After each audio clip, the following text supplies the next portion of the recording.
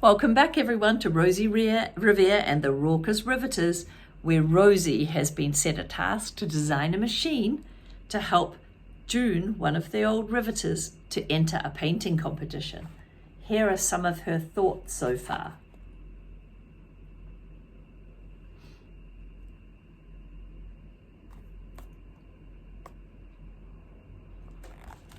Let's read chapter 9. Brainstorming was Rosie's favourite part of engineering, but so was design, and research and making prototypes, and of course testing.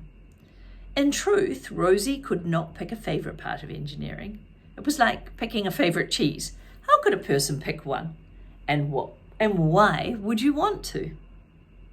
Rosie tied up her head scarf. She dumped a pile of engineering treasures on the table next to the broken Snakeaway model number 5, and she got working.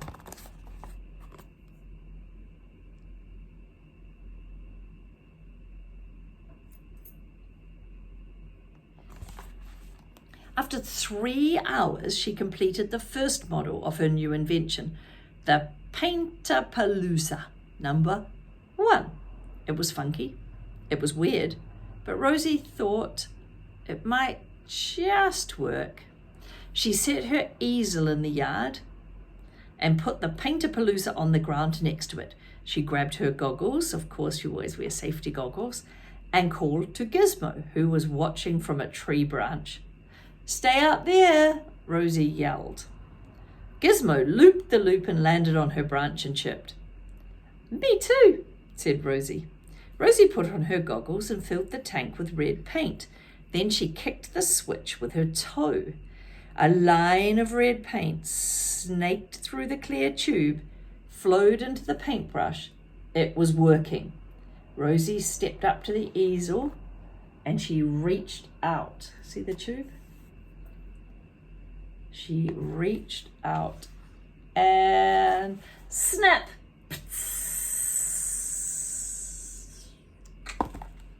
The hose broke free. It slashed through the air like an angry cobra. Have you ever seen a hose when it's got water in it? It's really forceful, and then no one's holding it down. It flips everywhere. But remember, this one's got paint going through it. It slashed through the air like an angry cobra, spitting red paint everywhere. Back and forth, up and around. Rosie swiped at the hose but couldn't grab it. Paint was spraying over her dress and on the face and safety goggles. She couldn't see where she was going. Rosie took a step and crack! Her foot broke the leg of the easel. Whoa! Rosie tripped, flipped, and landed on her back with a thud. The easel teetered, then tottered, then fell to the ground. Crash! She lay on the ground beneath the easel and sighed. Rosie knew that failing was, of course, part of engineering. She didn't like it.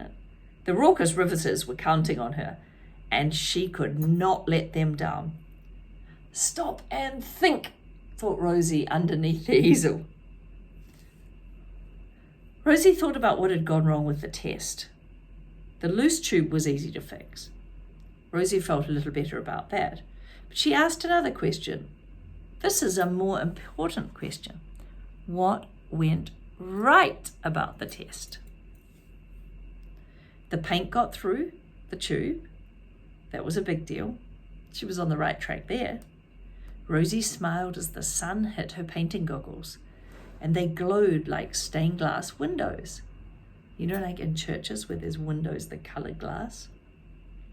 At least no one saw me, thought Rosie. That was good. And that's when Rosie heard footsteps. "Rosie," said Ada Twist, scientist. Oh, Rosie breathed a sigh of relief. It was Ada and Iggy. "What are you doing?" asked Iggy Peck, architect. "Well, I'm just thinking." "We'll help," said Ada. Ada and Iggy moved the easel and plopped onto the ground next to Rosie. They looked up at the tree and smiled, just like Rosie. They loved thinking about things. They were full of questions. Bernice was right. They really were the questionnaires. That's a cool team name, the Questionnaires. That tree up there needs a tree house, said Iggy, and he thought about how to make one. Why do birds live in trees? Asked Ada. How do birds fly? Can birds fly upside down? Ada thought about trees and birds and flying and so many things. It's nice to have friends, thought Rosie. She was glad that her friends had come over. They understood her. They also understood what it was like to get caught up in a project. Ada Twist was a scientist, Iggy Peck was an architect, and they always helped each other because they had different skills. The three friends lay beneath the tree for a long time. Rosie told them about the Raucous Riveters and the Art-A-Go-Go contest, and they had some good ideas, and it helped Rosie to brainstorm with friends. Rosie heard a rustle in the bushes. She turned around and looked towards Mrs. Lou's yard, but no one was there.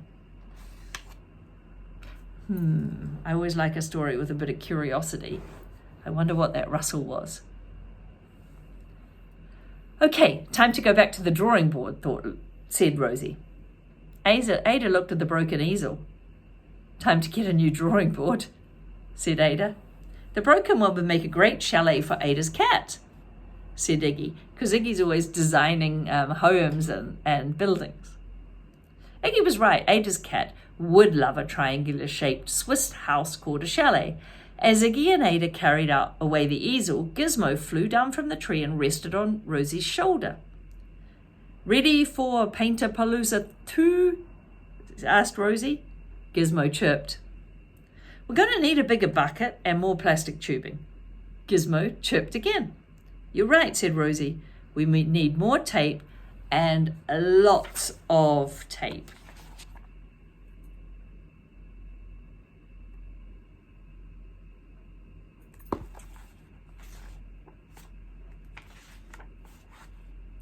Things to get for the Painter-Palooza. Painting gloves, a big bucket, tape, and some plastic tubing, like a hose pipe. Chapter 11. By bedtime, Rosie had a basic model of Painter-Palooza 2, but she had so much more to do. She needed big painting gloves and a big pump June could use without electricity. But Rosie was too tired to keep working. She went to bed, but she couldn't sleep. She was worried. What if she didn't finish on time? What if the contraption squirted the crowd with paint? What if somebody knocked it over? What if? Stop and think, Rosie said out loud. Rosie had a great imagination, and it made her a great engineer. But sometimes her what-ifs got her carried away. You know, we might never do anything if we always said, but what if? What if someone laughed at me? What if it went wrong? Don't think that. Think, what if it goes right? When that happened, Rosie had to remind herself to stop and think differently. It was a trick that Aunt Rose had taught her. It helped her stay on track, and it helped her to feel better. Rosie relaxed and breathed deeply. She probably did this.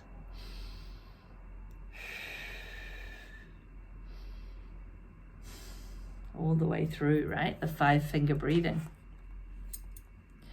That was another trick to get calm that she knew. Moonlight spilled into her room and lit her bed with a greyish glow.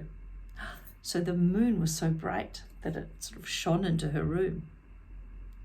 At last her eyelids grew heavy and Rosie drifted to clip, scrip, snip, scrape.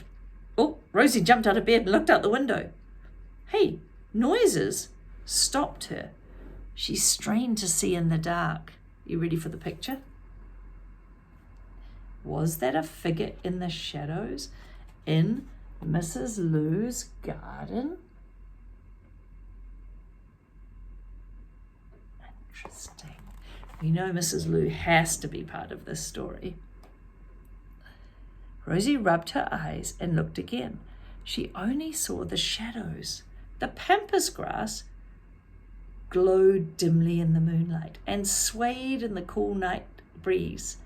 Suddenly, a chill passed over Rosie. She climbed back into bed and pulled the covers up to her chin. See pampas grass? It's a type of grass. Rosie shook away the image of the shadowy figure and thought about buckets and pumps and painting.